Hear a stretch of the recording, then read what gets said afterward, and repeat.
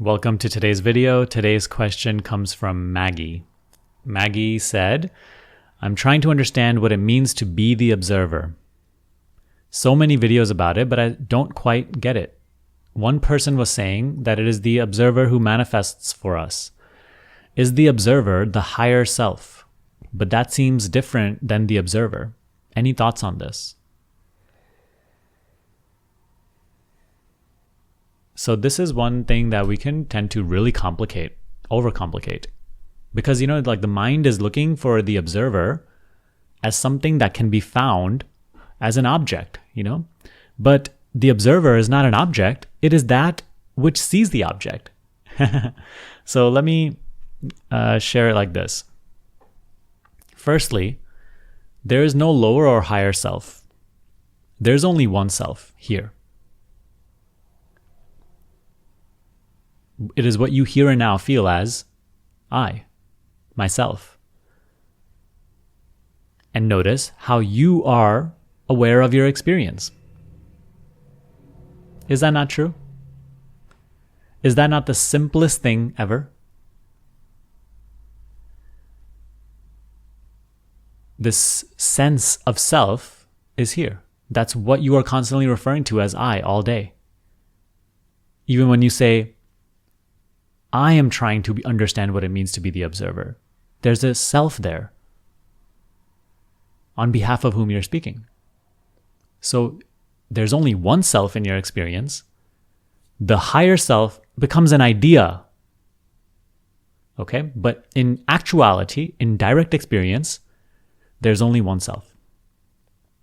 It's what you here and now feel as me. And it is me who is aware of experience, who observes the circumstances change, the people come and go, the body, the state of the body and the appearance of the body change.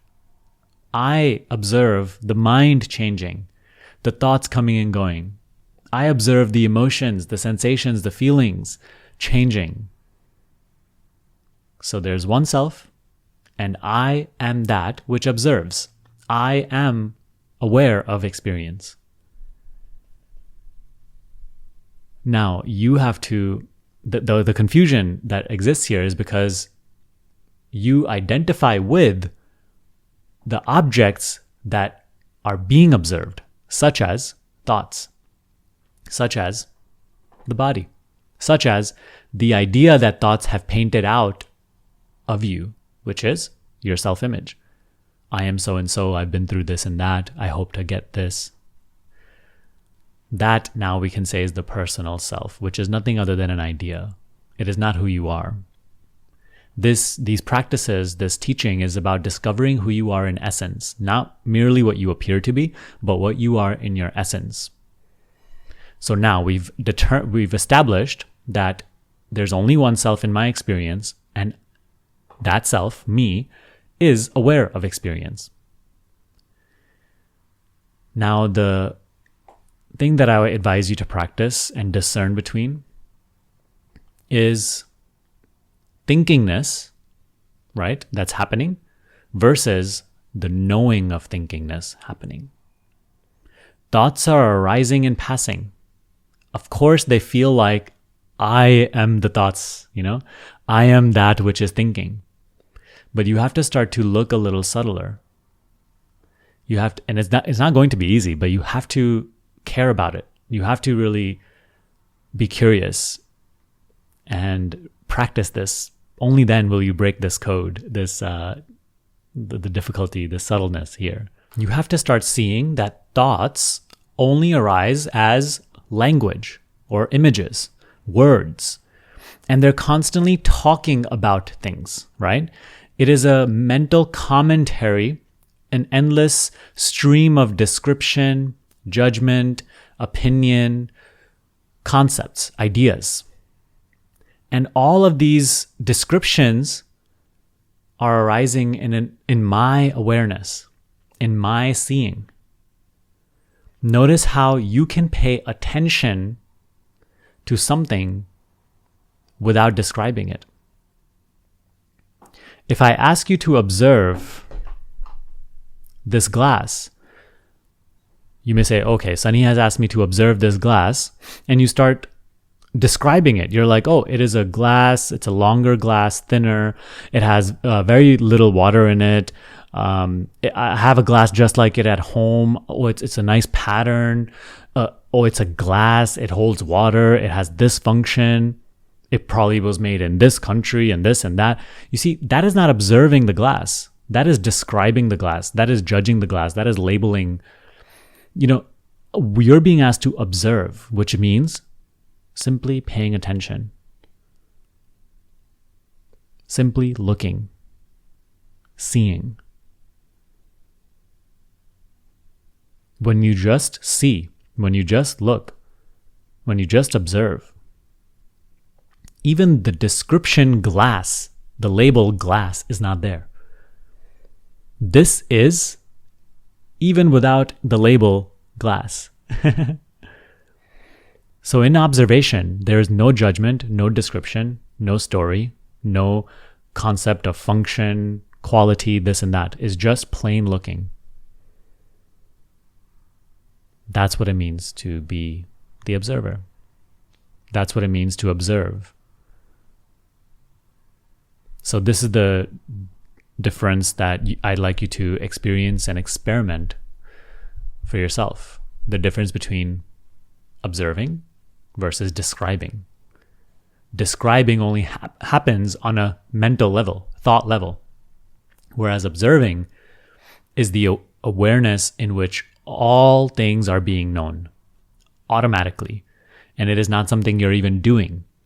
Even when you have no idea of spiritual practice, even then, was there not an awareness, an observing in which all your life has unfolded? That's what you have to start to become aware of. Even when the body was 5 years old, the thoughts were completely different and about something else. The personality was totally different.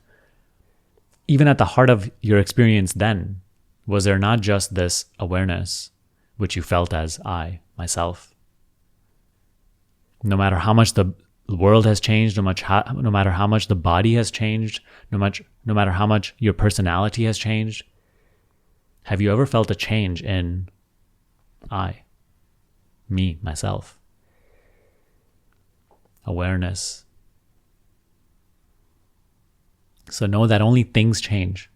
You, the self that is aware, does not change because it does not appear as an object. And you don't have to do anything to become that self. You are that self. This is a practicing of noticing what you are in essence. And one of the practices that I give to you for that is learning to discern between thinkingness, describing, versus awareness, observing, being aware. I have some free resources right now that will help you go deeper into this practice. First is my self-inquiry guide, which is a step-by-step instructions for going deeper into self-inquiry practice. Get that in the description box below. Second is joining this free community that I've created recently, which has mini courses inside of it. One is on beginner meditation. One is on emotional mastery and acceptance. And three is on self-inquiry. Those are going to be extremely beneficial for you as well. Make sure to join that in the description box below. And lastly, you can take advantage of my program, which is School of Awakening. That's for you if you want more structured guidance and help, consistent, ongoing help from me. It is a day-by-day meditation and self-inquiry program that really helps you go deeper into this understanding and bridges the gap between just intellectual knowledge versus lived understanding, direct experience. So I hope that this video helped you. Make sure to give this video a thumbs up. It really helps. And subscribe to this channel if you haven't already. I will see you next time. Thank you.